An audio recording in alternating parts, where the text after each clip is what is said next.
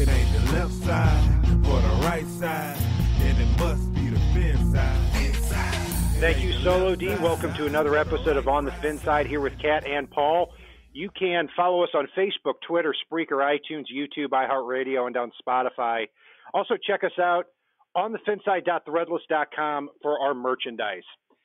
Even though the free agency has not started yet, obviously, Paul and I are going to take a really high-level look at the Dolphins' quarterback situation, what we would do, what we could possibly stay away from, and what Chris Grier and potentially Brian Flores will do to handle this situation. Are they going to go the free agent route? Are they going to go the draft? Maybe a combination here of these areas. So before we get into that, Paul, I'm just going to set the table a little bit as far as what the situation is right now and who's potentially out there. So right now, as it stands, obviously Ryan Tannehill is number one on the depth chart. Number two is Brock Osweiler, who's a free agent. Number three is David Fales, who's also a free agent. Number four is Luke Falk, who will come back as well for minimum payment. But let's take a look at Ryan Tannehill. So if the Dolphins were to designate Ryan Tannehill as a post-June 1st cap cut, the way that looks right now is it would be a $26.6 million cap hit there, and they can save about $18.7 million by designating him as that June 1st cap cut. So really it's up for grabs right now whether or not that happens. A lot of people think it will. I think it will. It seems like it's a good way for the Dolphins to turn the page. As we go into free agency, you take a look at players who will be available. Teddy Bridgewater's the hot name, who's really gotten a lot of attention by playing less, it seems. Tyrod Taylor is also going to be a free agent from the Browns. He's had some success in the past. Joe Flacco should be on the free agent market. And Nick Foles, also long story, but he can opt out of his contract as well and hit that market too, where he might be a big name. Then you've got some lesser names, Ryan Fitzpatrick, RG3, Sam Bradford, who could just put your finger in the dam.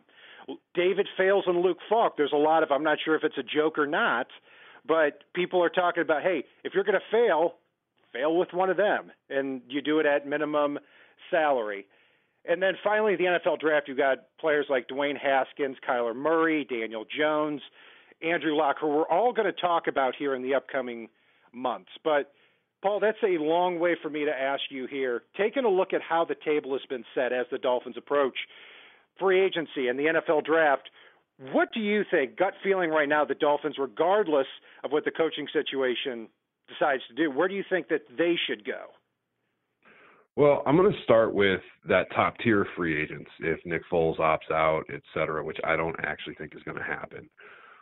You could take those and just throw that on the dumpster pile. Miami is looking to rebuild young and to build through the draft. And what it would take to get these guys in here, you're not going to be doing that. And I don't think that's the direction Miami's going to go. So take that top tier and throw them on the scrap heap. Now, as far as Tannehill goes, they don't have to be in any kind of rush to make a move with him. They can wait till after the draft to cut him and still give him that post-June 1st, et cetera. I mean, it's crappy to do, but you know what? It's in the best interest of the team right now to potentially have Tannehill as a placeholder. There's no harm, no foul by doing that for the time being. See what you get in the draft. See what you get in free agency and then make a move. Now, I could see a scenario where you bring in a Tyrod Taylor. I could see a scenario where Dolphins fans start using the fail with fails hashtag, but I think Fales does have some potential. You bring him back into camp if you can, bring Luke Falk into camp, and try to get somebody in that first round of the draft if the right quarterback. If you're, I don't think Haskins falls to them, but there's a very realistic possibility that Kyler Murray does. If Foles stays with the Eagles, Carson Wentz could be available on the trade market, but I don't want to make those type of moves either because you're going to have to give up those first-round picks that you want to use for a guy like Kyler Murray, for a guy like Tua next year's draft. So it's really Miami, I think, either stays with Tannehill and a young draft pick for this season, or signs like a Tyrod Taylor, one of those mid-tier guys that you can get on a short-term deal that's team-friendly. That's a good breakdown there, and I think we're kind of on the same page with that. As far as what's out there, my big thing that I don't want the Dolphins to do, I've made it very clear on the show that I want the Dolphins to get rid of Ryan Tannehill. Whether that's – I don't see my feelings changing on that post-June 1st, even if the Dolphins don't get somebody. I think his time here is done. But what I think would be really bad is if they found themselves in a situation where they were out signing Nick Foles or Joe Flacco for $15 to $20 million a year. So what that would mean is that you're paying about $8 million to cut Ryan Tannehill, and then you're turning around and spending $15 to $20 million on Foles or Flacco, presumably, to not fix the quarterback problem. To me, that's the worst way the Dolphins can go, because if Foles and Flacco come in and do a reasonably good job, they might be between 6 and 8 wins, exactly where they don't want to be. Right. Exactly. And you know what?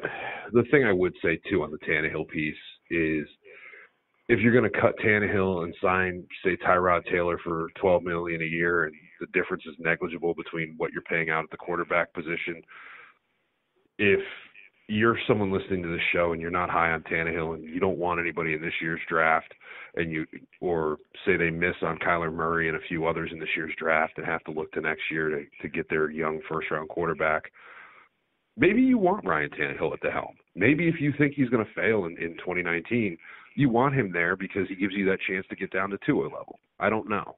But for me, I'd love to see Tannehill here grooming Kyler Murray unless they can get someone in on the cheap to be that placeholder that maybe Kyler Murray beats out in camp. The one guy I'm looking at is Ryan Fitzpatrick, and I shudder to say his name because I want to make it very clear. I do not think the guy's going to come in and do a great job. I don't think he's going to take the Dolphins to the playoffs. But I do think he can come in and be that placeholder type, and he can do it at, in my opinion, $5-6 million a season. And when you look at how Fitzpatrick played last year, I mean, the first 5 weeks of the season, he was the talk of the NFL. They were calling him Fitzmagic for a reason. The other side of that is downside is incredibly low. But I think that's a good thing for the Dolphins because if you bring him in here for cheap, he catches fire, you never know what could happen. And then on the other side, if you bring him in and he's crap, the Dolphins are going to be losing a lot of games. You pull him, you put in a younger guy, and you let him get the snaps instead. So that makes a lot of sense. So I want the quarterback I want the Dolphins to get, assuming Tannehill's not here, is somebody who's either going to be has the chance to catch fire, has that slight chance to catch fire, or it's going to be complete garbage, at which point the Dolphins are going to find themselves in a good position to have a top 5 pick next year. Yeah, I'd love to see Miami get somebody that basically, and this is going to sound odd, can come in and start for you like a Fitzpatrick, but you're also okay with sliding into that backup role if Miami gets that young rookie this year or even next year.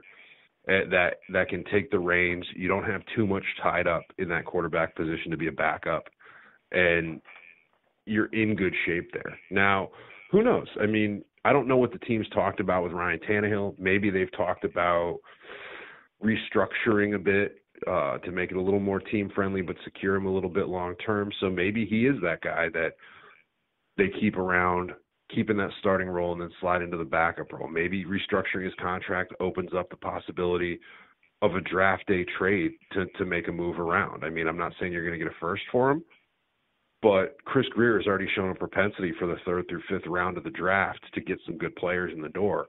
So even if you're able to get Kyler Murray and move Tannehill for, say, a 4th round pick, I've got faith in Chris Greer to build the team that way. My prediction remains what it was a few weeks ago. Ryan Tannehill ends up getting traded to the Redskins for a 4th round pick. I hate playing Madden, but it makes a lot of sense. I mean, I could see Daniel Snyder taking a look at Tannehill and thinking, because of his low interception total and his top 10 draft pick physical skills, that he could potentially be a good placeholder for them there and maybe a little bit more. I think a change of scenery behind a good offensive line would do very well for Ryan Tannehill. I'm not saying he can't go elsewhere and be a good quarterback. I just think his time here after 8 years is done. So we're going to see how that goes. But switching to the draft, Paul, I think the Dolphins have two cracks at the plate, and we're going to get to the free agency quarterbacks and upcoming shows as well as the draft picks. I think it's a little premature for that. But just to give our listeners a sense of where these guys are projected here today, this past weekend I combined the big boards of Mel Kiper, Todd McShay, Matt Miller, Dane Brugler, and somebody from CBS. I'm not quite sure. I can't remember the name offhand now. But when I combined these big boards, where they ranked overall consensusly, Dwayne Haskins, quarterback from Ohio State, was 11th on the board, and Kyler Murray was 22nd, the quarterback from Oklahoma. Daniel Jones from Duke, who's starting to really get some attention here as a cerebral type of quarterback, he is 26th. And Drew Lock from Missouri, who I've seen a lot of. My family and I have season tickets to Mizzou, have seen a lot of games live, seen a lot of film, pretty much seen every pass this guy's made. He's got the arm for sure. He's ranked 39th. And then as you get further down in the draft, you've got some third, fourth, or fifth round picks as well that the Dolphins could take a look at too. So even though it sounds counterintuitive, Paul, they don't necessarily have to say we got to risk it all to get a quarterback this year because of what is probably going to be available in 2020 and 2021. Oh, agreed. I mean, there are some good players coming out the next couple of years, and really, I expect to see 3 quarterbacks go in the top 12 or so. So, I mean, it might be a scenario where if there is one that Miami's enamored with this year, they may need to move up a little bit. I don't know. We'll definitely be diving a lot more into that as the offseason progresses. But again, I'm a big fan of Kyler Murray, but the big question mark for me with him is whether or not he's going to stick with football. I know he declared for the draft here. He's got the option with the A's. We could see a scenario where he comes out, isn't exactly enamored with how he's doing right away, and decides he loves baseball and goes away. So that's where Chris Greer and the scouting department really need to sit down and get a feel for where this kid is at as far as his love of football and if he wants to play. That's the only holdup for me. I don't care about his height. Yeah, I do care about his height if it's too short. I mean, if we're talking about if Kyler Murray goes in there and he measures in at 5'10", let's say, then I think I might be willing to pull the trigger on him. But if he goes in there and we're talking about 5'8", I might rethink a couple of things. And the key word is might. I mean, we're starting to talk about somebody who's not even as tall as Doug Flutie in the NFL at that point. But then again, you see that he went to University of Oklahoma. Baker Mayfield went there the year before. He was the number 1 overall pick. Kyler Murray slides in there, fills some big shoes. A name that Dolphins fans have thrown around with Kyler Murray makes me chuckle is Pat White, a former pick. And that and let me educate some people. Kyler Murray last year threw for over 4,300 yards, ran for 1,000 more at Oklahoma. And Pat White never threw for over 1,900 yards in any season at West Virginia. Yeah, I don't really buy that comparison at all. It's, Pat White's also the closest thing we've seen to a murder victim on an NFL field. So, yeah, that's correct. Yeah, that hit against the Steelers, still haunts me. Yeah. Yeah, Paul, we've got a lot of options here out there in free agency, and not a lot of them, but there are a lot of names out there in free agency and a lot of interesting draft picks. You're going to see a lot of these players go up and go down the board. I mean, I don't think it would surprise anybody at this point if Dwayne Haskins ends up being that number 1 overall pick with Kyler Murray number 2. It's probably not going to happen, but it's more likely to happen for these two guys than in 2016. In January for anybody to project Jared Goff and Carson Wentz to be the top 2 picks. They were, and obviously they've had great NFL success. Carson Wentz has a Super Bowl ring, even though he didn't play in the Super Bowl, and Jared Goff is going to the Super Bowl. So the Dolphins eventually are going to have to make a move like that. Anything else you want to throw in there about the quarterback spot, Paul? No, I mean, one thing I'd just like to say is I'd love for our listeners to let us know what they would do if they were the Dolphins this offseason. Let us know in the comments down below. Make sure you leave a like and subscribe as well. Just let us know what you're thinking for Miami at the quarterback position. I think we're going to get a lot of varied and different answers on this one. You bet. And that will do it for our high-level look at the Miami Dolphins quarterback situation. You can follow Paul and I on Facebook, Twitter, Spreaker, iTunes, YouTube, iHeartRadio, and on Spotify.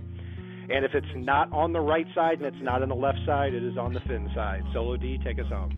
It ain't the left side or the right side, and it must be the fin side. It ain't the left side or the right side.